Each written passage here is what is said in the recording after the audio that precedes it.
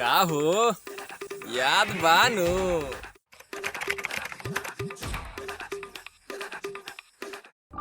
Hey guys, आज की कविता भोजपुरी कविता है, तो प्लीज एक एक लाइन को ध्यान से सुनिएगा।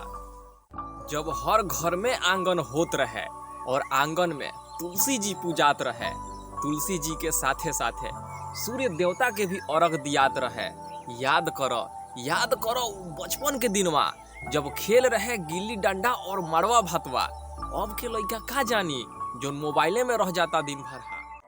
दादा दादी चाचा चाची माई बाबूजी के संयुक्त परिवार रहे।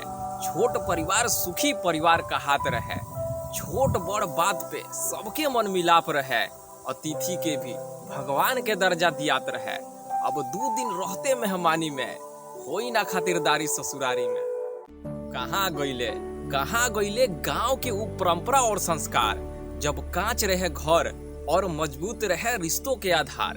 शहरी जैसन बने के चक्कर में गांव के परंपरा ना मिटाव। घर भले ही मकान हो जाई, घरवा भले ही मकान हो जाई, पर अपन संस्कार ना भुलाव।